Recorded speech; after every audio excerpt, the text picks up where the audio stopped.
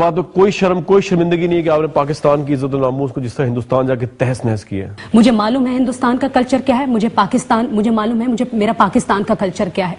और जिस तरह से एशमित ने कहा पूरी दुनिया देख ले कि प्रोपेगेंडा से हटकर अगर चीजों को आप खुल के देखें तो मैंने एक भी चीज इस तरह से नहीं की है जिस पे मुझे शर्मिंदगी हो। मुझे अपने लोगों से गिला सिर्फ ये है कि आप लोग बात करते हैं। सलमान खान ने कहा कि वीना जी आपने पूरे हिंदुस्तान को उर्दू बोलना सिखा दी। मुझे बताइए कितने प्रोग्राम्स आपने मेरे ऊपर किए कि मैंने हिंदुस्तान को उर्दू बोलना सिखाई। पैमेला एंडरसन जो हॉलीवुड की इतनी बड़ी स्टार है, जब वो शो से निकलती है और उससे सलमान खान पूछते हैं कि किस एक इंसान से आप राब्ता रखेंगी, तो उसने कहा क्योंकि वीना मलिक पाकिस्तान के लिए बहुत सोशल वर्क करती है और मैं फ्यूचर में आके पाकिस्तान में सोशल वर्क करना चाहती हूँ। तो मुझे बताइए कितने प्रोग्राम्स किया आपने मेरे ऊपर। जब प्रोग्राम के शुरू में श्वेता ने मेरी जात के ऊपर 2 मरतबा कीचड़ उछाला, बहुत गंदी जबान इस्तेमाल की, मेरे लोग कहां थे, मीडिया कहां था? जब राहुल ने मुझे सिर्फ इसलिए नॉमिनेट किया कि मैं एक पाकिस्तानी हूं, मेरे लोग कहां थे, मेरा मीडिया कहां था? हाँ, जब मनोज तिवारी बैठ के मुझे बीप वाली गंदी गाली दे रहे हैं, मेरे लोग कहां थे, मेरा मीडिया कहां था? आपने मेरे शॉट्स देखे, आपने ये नहीं देखा कि मैंने उस घर में हर एक शख्स को कितना प्यार दिया। आप पहले दिन से लेकर आखिर तक देखिए, मैंने हर घर में उस हर इंसान को प्यार दिया सिर्फ इसलिए, ये बताने के लिए कि जरूरी नहीं है पाकिस्तानी वो पाकिस्तान को रिप्रेजेंट नहीं करते कि जहां पे कोई टेरर अटैक्स होते हैं और उनका पासपोर्ट पाकिस्तानी निकलता है। पाकिस्तानी हम जैसे भी होते हैं जो एंटरटेनमेंट को, मजाक मस्ती को और प्यार को पसंद करते हैं। आपको समझ क्यों नहीं आती कि मैं एक एंटरटेनमेंट इंडस्ट्री से बिलोंग करती थी, मैं अपना एजेंडा लेकर के गई थी वहां पे। मैंने ऐसा क्या किया वहां पे जिस पे मेरा मुल्क बदनाम हुआ? मुझे नहीं पता कि मेरी हदें क्या हैं, मुझे नहीं पता कि मैं क्या मैसेज लेकर के इंडिया में जा रही हूं। आप लोगों को नहीं दिखा? क्या आप लोगों का हक नहीं बनता था? आज आपने ये अदालत लगाई है। अदालत वो होती है जो इंसाफ देती है। बड़े शौक से आपने अदालत लगाई, मेरे ऊपर इल्जामात की बारिश की। हर मर्द ने यहां पर खड़े होकर मेरे ऊपर इल्जाम लगाए। क्या आपने किसी एक जगह पर खड़े होकर मुझे अप्रिशिएट किया? क्यों? Why? Because I am a woman. एक मेल ओरिएंटेड सोसाइटी में I am a woman.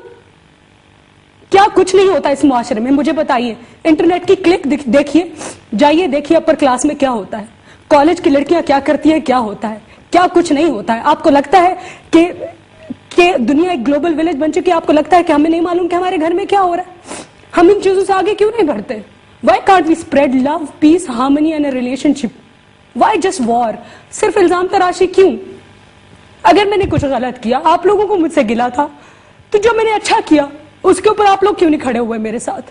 Why not? Shilpa Shetty सिर्फ इसलिए जीती थी कि उसको एक औरत ने कहा था कि यू एशियंस, उसके रंग पे बात की थी। और मुझे जब उस घर के में इतनी गंदी गंदी गालियां दी गई, इतनी गंदी गालियां, तो आप लोग कहां थे? आप लोगों ने क्यों सपोर्ट नहीं किया मुझे? लोगों ने शो देखे बगैर मुझ पर इल्जाम तराशी की। कितनी सारी चीजें थी जो टास्क का हिस्सा थी। क्यों वीना मलिक ग्रो क्यों नहीं कर सकती? वीना मलिक एक बिग बॉस के प्लेटफॉर्म पे गई है तो अपनी वजह से गई है। आप लोगों ने देखा नहीं कि लोग कह रहे थे कि 1 हफ्ते में निकल आएगी, 2 हफ्ते में निकल आएगी। 84 इतने बड़े बड़े सुपरस्टार्स के बीच में मैं रही।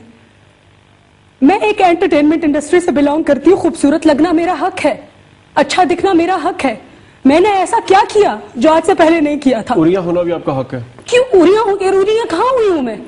उरिया होने का क्या मतलब है? मैंने आपसे पहले कहा कि मुझे बताइए कि हमारी फिल्म इंडस्ट्री में क्या ड्रेस कोड है। आप मुझे बताइए, आप मुझे बताइए।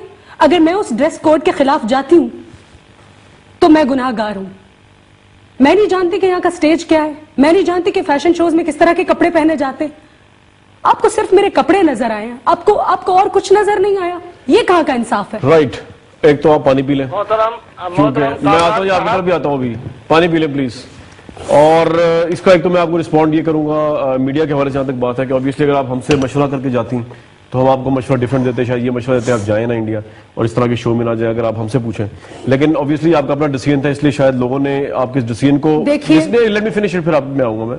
लोगों ने आपके उस डिसीजन को पसंद नहीं किया और वो नहीं चाहते थे कि पाकिस्तान की कोई भी सुपरस्टार या कोई भी आर्टिस्ट, लेट मी फिनिश, आप गलत कह रहे हैं। नहीं यही तो है ना, ये परसेप्शन है यहाँ पे, नहीं लोग यही परसेप्शन है यहाँ पे। आप इस पे अगर आप नहीं, इस पे आप इस पे आप बाकायदा वोटिंग करवा लीजिए। लोगों का ये परसेप्शन है कि आपको शो में नहीं जाना चाहिए था। अगर आप एक मिनट, अगर आप पाकिस्तान की आवाम को ऑन बोर्ड लेके, या आप समझती हैं कि कल्चर ऐसा है जो ये इस चीज को कर सके, पाकिस्तान के अंदर क्या गंद हो रहा है क्या गंद नहीं हो रहा, इससे कतई नजर लोगों का परसेप्शन है कि जब आप इंडिया जैसे मुल्क में जाती है, अगर आप शायद अमेरिका में जाती तब भी आप इतनी उंगलियां ना उठती, लेकिन हर चीज का कॉन्टेक्स्ट देखा जाता है।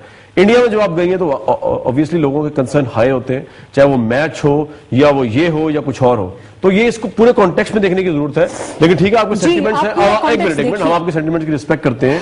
आपको हो सकता है कि एक तो मैं चाहूंगा कि टिश्यू पेपर मंगा दिया जाए। आज का ये प्रोग्राम था, हमारा ये काम है कि आपके सामने कंट्रोवर्सीज अगर हो मुल्की और गैर मुल्की सतह पर उनको लाया जाए। यू आर द बेस्ट जज। मैं कोई कंक्लूजन नहीं करूंगा इस प्रोग्राम की।